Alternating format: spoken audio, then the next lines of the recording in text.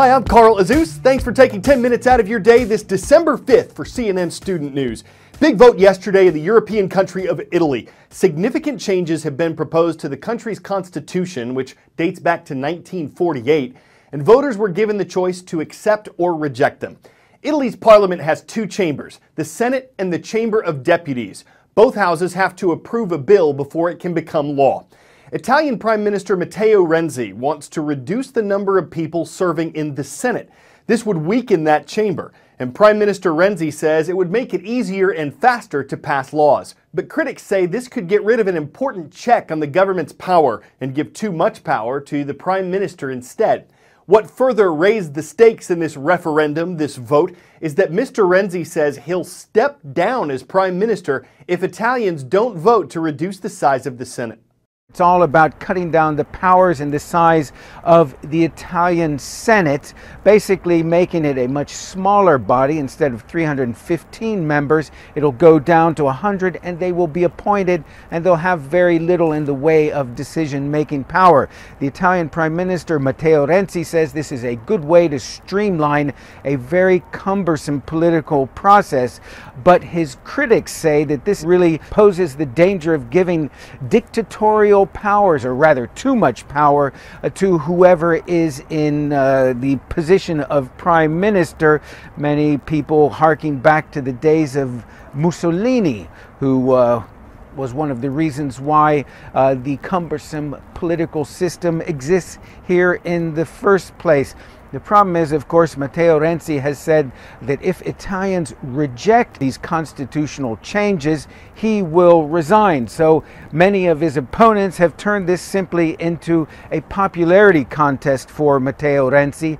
He's the 41-year-old prime minister who has been in power for the last 2.5 years. He came to power promising to get the Italian economy, which hasn't really moved since the late 1990s, moving again. It has moved from negative growth to very anemic progress, or rather positive growth. But for many Italians, that's simply not enough. In central China, more than 20,000 people were stranded at an airport over the weekend. Flights were canceled or delayed in the city of Chengdu. The reason? An extreme combination of fog and smog. The airport called the conditions the most disruptive in years. The World Air Quality Index is one measurement of pollution levels. When it's between 0 and 50, air quality is good. Pollution isn't a problem. In Chengdu, the air quality was recently measured at 280. That puts pollution levels in the index's very unhealthy category, an emergency level which advises everyone to either limit their outdoor activity or avoid it entirely. The pollution is a side effect of the major industrial growth seen in some Chinese cities. It's especially dangerous for people with asthma or respiratory infections. In the U.S. state of North Dakota, today is a deadline for thousands of people protesting the Dakota Access Pipeline. Their main camp is on government land, and last week the U.S. Army Corps of Engineers said that activists who refuse to leave could be arrested starting Monday. But the government also said it won't force people to leave, and many demonstrators say they're staying put. This is over a controversial pipeline that would connect oil-rich areas of North Dakota to Illinois, where oil could then reach additional markets. It's a $3.7 billion project. Its developer says it'll create thousands of jobs, generate millions in tax revenue, and make the U.S. less dependent on foreign oil. But it's being built near a reservation for Native Americans, and they say the pipeline threatens their environmental and economic well-being. This is truly a very, very large group of people who have come to stop the North Dakota Access Pipeline. I want to give you an idea of just how big it is.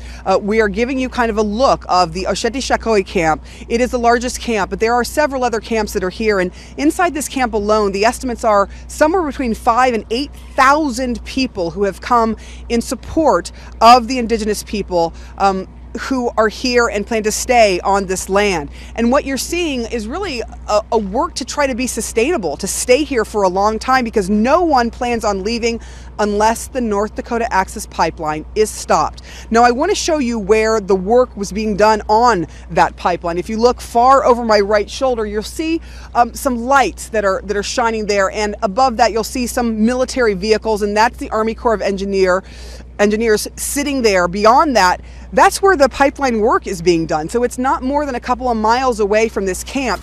The camp is not physically in the way of the pipeline going forward, but people say they are here because they want to be a presence. They want to get people to understand what their worry is. And their worry, for the most part, is the water. Worry that the pipeline that's supposed to go underneath the Missouri River is going to at some point rupture and ruin the water, and the water that people drink, 18 million people drink, that are living on the land along the Missouri River. So that is one of the biggest fights here.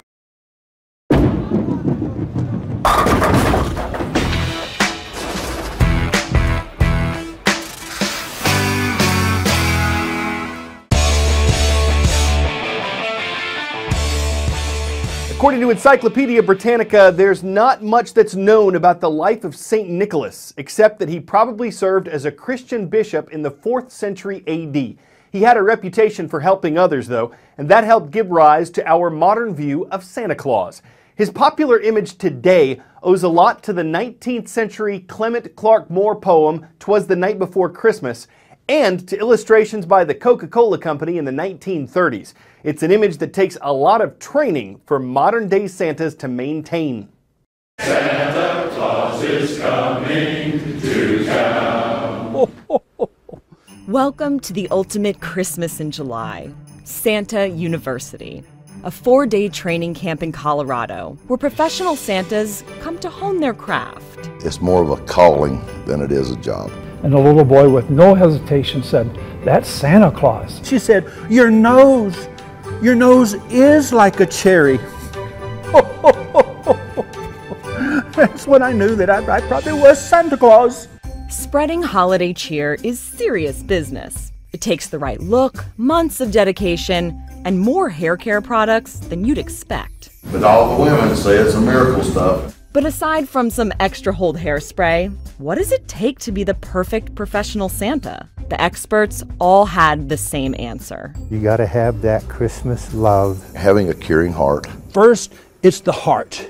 And then all of the other things, they will fall into place. Heart is something that can't be taught. But the rest of it? That's why NOR programs put Santa University together in the first place. Every year, the Santas come together to train at the company's headquarters called, you guessed it, the NOR Pole.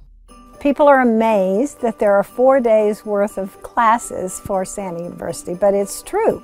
We have everything from ethics of Santa, how to dress and look your best, how to stay healthy as a Santa, and many, many more things. Classes teach everything from beard grooming to suit fitting to sign language. There are charity toy drives and sing-alongs. It's 4 days of fun and festivities. Then, when the holidays roll around, these guys are all Santa all the time. I work at Orland Square Mall, about 30 miles southwest of Chicago. And I'm from Duluth, Georgia. It's about a 750-mile trip every year. It's a very demanding job if you do it like you should do it. We're on the set many hours a day, so you pretty much sleep, eat, and work. And you want to stay focused so that you can be all you can be when you're on the set and be there for the children. And if you're at home, you allow too many other distractions. And so by traveling, I feel like I can stay focused at what I'm doing. For these Santas, the months of preparation and work are worth it. For them, being Santa Claus in the eyes of a child is the ultimate gift. I get far more than I unfortunately can give. If you can say anything every day to try to uplift a child and their family, then you go home at night with some accomplishment. We all want one thing, the joy and the happiness for children. So you can see it's for a good cause that they train hard for their ho-ho holiday work and to keep up their tiding abundance. And even if their suits get a little tarnished with ashes and soot, who is not in need of a little good cheer? The extra effort can make the difference between Santa and Santastic. I'm Carl Azus at CNN Student News. We'll see you tomorrow.